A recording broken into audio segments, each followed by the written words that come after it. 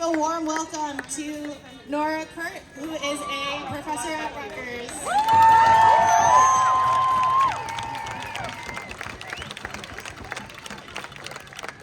We are in day 215, too many of genocide. We are on day 215 of watching children have homes fall on their heads with lacerated tongues and being told that our eyes betray us because they are dangerous. We are on day 215 hearing about unnatural deaths, about the survivor of a baby pulled from her mama's womb who was killed in Rafah, named after her mama Sabrine, middle name Roh, Sabrine of the soul, only to die a few days later. These are unnatural deaths, and they are deliberate. Gaza is predominantly children. Rafah is 610,000 children. The attack on Rafah is not inadvertently killing babies. It is deliberately targeting children. It is deliberately attempting to prevent a Palestinian future. It is deliberately deracing a Palestinian past. And it is trying to tell you that it is worthy and noble to do so. And for saying absolutely not, you have been labeled as dangerous. You know what happens to Palestinians as settlers attack them, attack their children, occupy their home, kill their livestock, burn their trees, take away life, as their army watches and calls that noble. That is genocide. And it is Zionism. Zionism kills. It is a racial supremacist movement that protects no one. And as much as the U.S.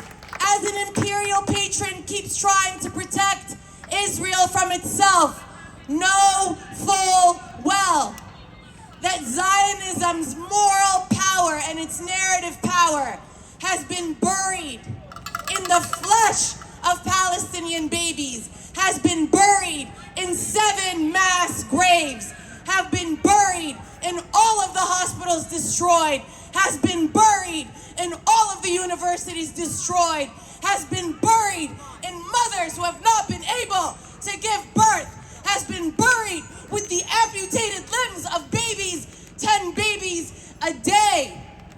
Israel will be protected, but Zionism is dead as a moral movement. Over. It will never, ever be rehabilitated. Its corpse lies here in these encampments. Its corpse lies in Gaza. It will never be rehabilitated.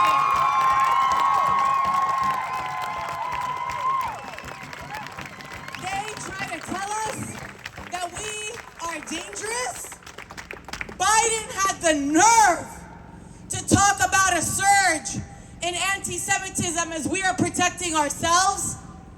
As 3 Palestinian young men were shot and one of them paralyzed for wearing a kufiya. As a 7-year-old boy was stabbed 72 times by his landlord. As a Stanford student was run over by a driver. As an ASU professor stood up to make his body big in front of a young hijabi woman. And we are the threat. How dare you? How dare you and how dare you pen Send these cops. How dare you bring them out here? I have my 10-year-old daughter here with me. I had her with me on Sunday as she was at an art table. I had her with me as we looked at a mental health station because folks here are taking care of one another. The only danger and the only threat are these cops. Is this arm of state violence? This is the only danger.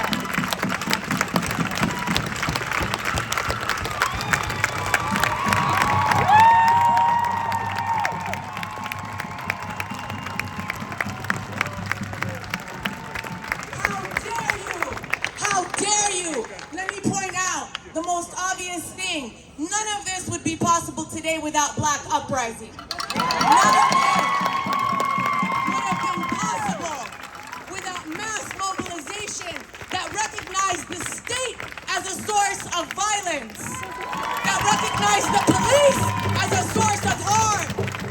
We are able to ride on that because of the analysis that was forged and the political ties and the solidarity ties that tied the United States as a white racial settler colony to the rest of the world and other settler colonies. It is no accident that at Washington University, St. Louis, cops piled up on Stephen Tamari, a 65-year-old Palestinian historian who was filming police harming his students. They broke 9 of his ribs. They broke his hand, had to drag him to the ambulance, and the doctor said it was a miracle that he was alive. It is no coincidence that St. Louis, Missouri is less than 10 miles away from Ferguson. It is no mistake that in 2014, on the 9th day of aerial bombardment of Gaza in 2014, that lasted for 51 days, an officer shot to kill Mike Brown with his arms, hands up, where they left him on the ground for hours in the sun to terrorize the community and tell them, don't you try to change your life. We will do it to you. We will do it with impunity. And the nation converged on Ferguson. And as militarized force was being used against this uprising, Palestinians told them how to survive the tear gas.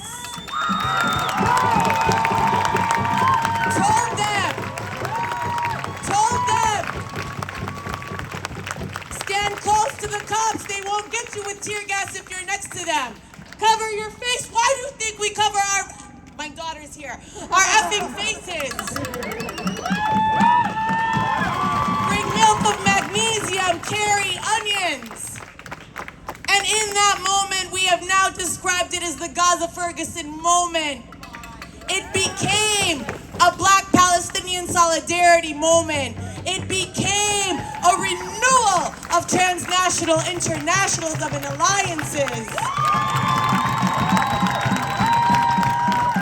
And in that analysis, it was revealed that the Ferguson police chief had been trained by officers in Israel.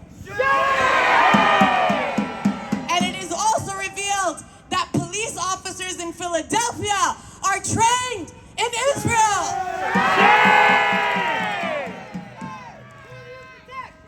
There is an analysis of state violence here that connects Palestine to Philadelphia, to Ferguson, to Chicago, to New York, to San Francisco, to Los Angeles, to these occupied lands. Don't you dare try to tell us we are dangerous. The only thing that's dangerous is our power.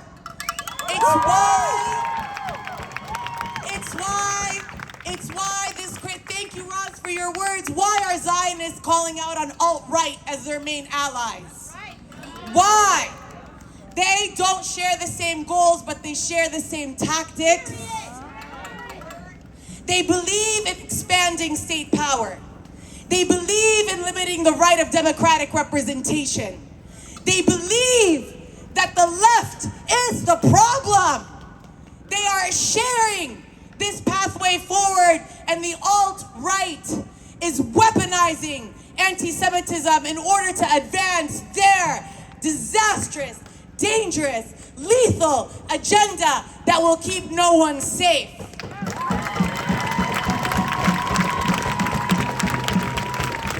These encampments are for Palestine. These encampments are for Gaza. These encampments are to memorialize those that they tried to erase and make us forget, like Hind Rajab. Say her name, Hind Rajab.